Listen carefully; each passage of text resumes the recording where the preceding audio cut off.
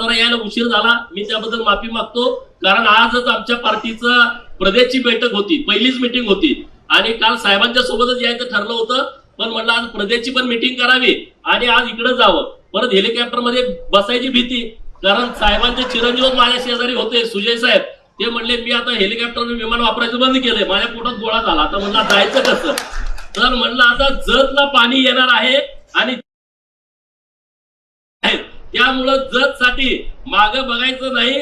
वाटतं ते झालं तरी जतला पाणी पोहोचवल्याशिवाय आपण राहायचं नाही, या भावनेतून आम्ही आलोय. साहेब तुम्ही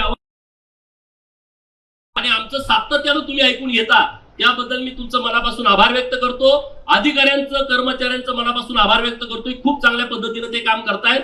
कॉन्ट्रॅक्टरचं आभार आणि पत्रकार मित्रांनी तुम्ही इतक्या मोठ्या संख्येने आलात. मला जरा यायला उशीर झाला, मी त्याबद्दल माफी मागतो. कारण आजच आमच्या पार्टीचं प्रदेशची बैठक होती, पहिलीच मीटिंग होती आणि काल साहेबांच्या सोबतच यायचं ठरलं होतं.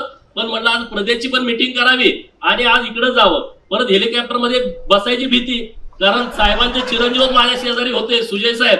ते म्हणले मी आता हेलिकॉप्टर विमान वापरायचं बंद केलंय, माझ्या पोटात गोळा झाला. आता म्हणलं जायचं कसं?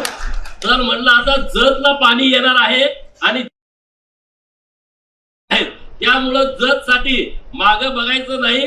वाटतं ते झालं तरी जतला पाणी पोहोचवल्याशिवाय आपण राहायचं नाही, या भावनेतून आम्ही आलोय. साहेब तुम्ही